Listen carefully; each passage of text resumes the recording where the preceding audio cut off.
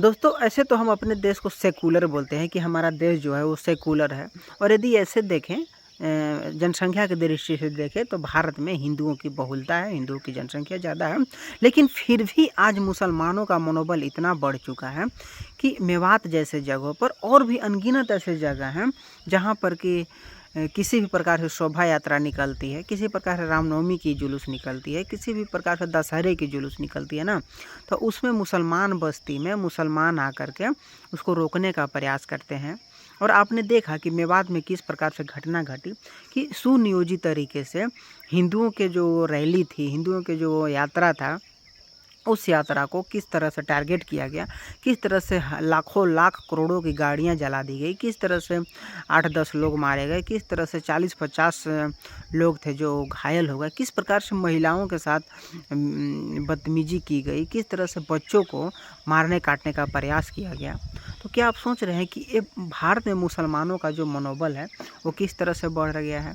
वो लोग मस्जिद में जा कर के नमाज़ पढ़ने का जो बहाना करते हैं ना, उसमें उन्हें ये सिर्फ यही ट्रेनिंग दी जाती है कि किसी न किसी तरीके से तुम हिंदुओं के साथ ऐसा काम करो, हिंदुओं को मारो पीटो और जो भी तुम्हें करना है हिंदुओं के साथ करो। तो आप सोचिए कि किस प्रकार से देश की स्थिति हो गई है। और क्या यदि ऐसा ही रहा, यदि हम हिंदू सरकार के भरोसे बैठे रहेंगे तो क्या हमें कभी चैन मिलेगी, कभी शांति मिलेगी।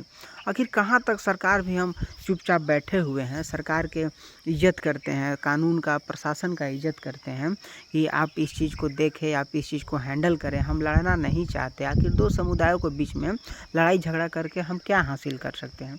लेकिन किस प्रकार से यदि महिलाएं हैं, बच्चे हैं, बूढ़े बुजुर्ग हैं, लोग यदि जल यात्रा को लेकर के जा रहे हैं, शोभा यात्रा को लेके जा रहे हैं, तो आखिर क्या दिक्कत है मुसलमानों को कि मुसलमान इस तरह से हरकत करने पर उतर जाते हैं।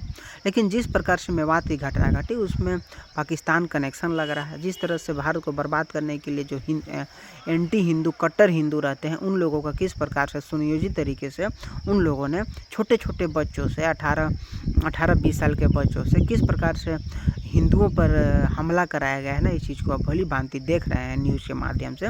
तो सोचिए कि कितनी घटिया नीति हो चुकी है इन मुसलमानों की मानसिक स्थिति कितनी बद से बदतर हो चुकी है। इन लोगों का सिर्फ मकसद है कि हम हिंदुओं को किसी न किसी तरह से परेशान करें, उसे बर्बाद करें। यही उनका मकसद रह गया है, जो कि बहुत ही गलत है यार। इतने वर्षों से भारत में हिंदू, मुसलमान और सारे के सारे लोग मिलजुल करके रह रहे हैं। लेकिन आप सोचिए कि मुसलमानों ने हमेशा से सिर्फ हिंदुओं को दबाने का प्रयास किया है। किस प्रकार से औरंगजेब के ज़माने से और यहाँ तक बोल सकते हैं कि मोहम्मद बिन कासिम के समय से भारत में मुसलमानों के द्वारा हिंदुओं का धर्म परिवर्तन कराया गया है। और आज भी वो मामला पहले तलवार के बल पर कराया जाता था, अब मुसलमान लड़कों के द्वारा हिंदू लड़की से प्यार करके शादी करके उनका धर्म परिवर्तन कराया जाता है। और भी अलग अलग संस्थाएं चलती हैं जो कि हिंदुओं को धर्म परिवर्तन कराने के लिए आज भी बहुत ही प्रचलित है और बहुत ही उन लोगों के द्वारा ऐसा काम किया जाता है, हिंदुओं का धर्म परिवर्तन कराया जाता है।